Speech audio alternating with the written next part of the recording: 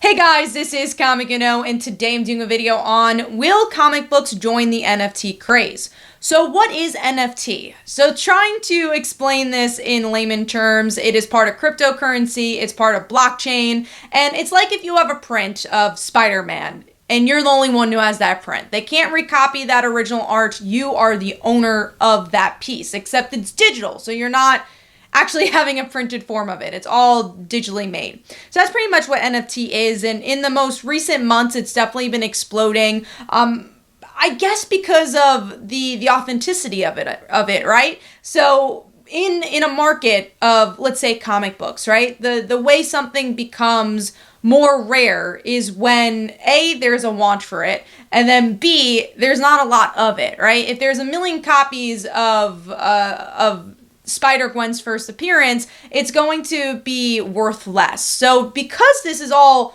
one authentic piece of art, it's blowing up. And of course, the want for it as well as collectibles and nostalgia is rising. A big thing that's been happening these days, of course, comic books as we talk about it, but trading cards, that has been huge with Pokemon and sports trading cards. We're seeing things that were made 20 years ago, like Deadpool's first appearance, every week gaining more popularity and rising in the market because there's more of a want for it. And that's what's interesting with NFT. I'm not sure if the popularity is connected, but NFT is pretty much a digital trading card, and that's just become extremely popular, and we're seeing people pay millions of dollars to get their own version of this. Now, of course, there's a question, will this last, and how can businesses and companies actually utilize this? So the reason I really wanted to do this video was because there actually was an announcement that King of Leon will be the first band to utilize the NFT format for their newest album. So what they've been doing here is that they're going to have the vinyl, they're going to have the CD, and then they're going to have an NFT version that they're only selling for 2 weeks. Now, I'm not sure if every single album's going to be unique to each buyer, or is it all the same copied for the 2 weeks, but since it's limited, you'll have like your name on it, and then after the 2 weeks, you won't have any more. I'm not really sure how it's going to end up working with that, but what they're saying is that it's only going to be available for 2 weeks, and then after that, it won't be available anymore. So if you don't get your NFT, then that means you won't have it. And I think making it $50 is a really strong part of this as well. So the reason NFT kind of felt untouchable in a way, at least for what my garner and understanding is that it's worth millions of dollars, right? You're like, okay, I want that Spider-Man piece, but somehow end up costing $1 million. I'm not going to spend $1 million or have $1 million to do so. But to see this now more commercialized and having the normal person be able to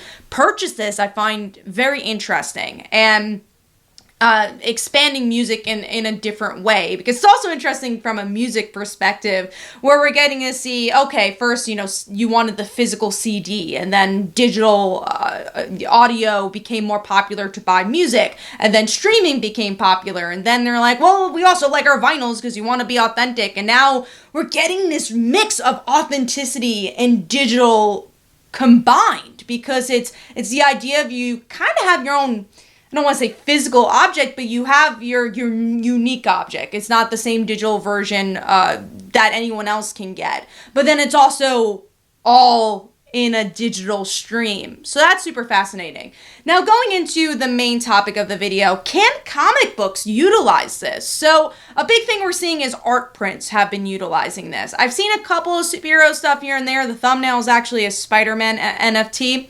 So I've seen a few, but not obviously like these big time comic artists like Jim Lee or Todd McFarlane, these different artists. Can they utilize the NFT format and make, millions of dollars off of it? Because obviously you're already getting a unique panel or a page from Jim Lee, let's say, costs a lot of money, and you can get their original artwork if they drew it out, so that there's already a market for that. So to then maybe make an original art piece unique to digital art is super fascinating. And I'm curious to see if artists, comic artists in particular, are going to utilize this, especially with platforms like Kickstarter, right? You want to sell your book, and maybe there's a tier where you can get an NFT form of it, right? And it brings value and want for that product. Now, the flip side of this as well is, let's say, well, first of all, what's interesting about the comic book artist standpoint is like, okay, let's say Jorge Jimenez is going to come out with an NFT version of Punchline. And it's like the only Punchline version, or he drew Punchline first as an NFT file, and then that's the only version. But then also Punchline's such a popular character, and you want that first appearance. You want the first time it was that character was drawn on in NFT with the person who created that character. So there's already this built-up want and popularity there, and I think that's super interesting. And how can the market shift in that way? Because we're already seeing like first appearances of Punchline going up in the market again because of how many copies did they sell, and you know, how many copies did the store get? Like the TMNT Last Ronin, the reason that I think it was either the variant cover or the cover A was so popular is because they didn't print enough of the book, you know, not enough went to the retailer. So picture that in a digital format as well. So I think it'd be interesting if comic artists did that. Now, going into the King of Leon example, can comic book companies, DC or Marvel, release, you know, never before seen comics through NFT files for a limited time? And would that be interesting for the market from a collector standpoint, even from a readership standpoint? So let me know in the comments below. Would you like to see comic books delve into this? Do you think this could actually bring more money into the market and even more interest from outsiders to join into the comic book fun and comic book collecting? Let me know. Hopefully you guys enjoyed. This is Comic Uno. Definitely follow me on Twitter and Facebook. Go check out my comics like Father Like Daughter and They Call Her a Dancer. And every Tuesday at 10 p.m. Eastern Time is Comic Book Weekly, where we discuss our favorite comics and comic book news. Thanks, guys. Bye.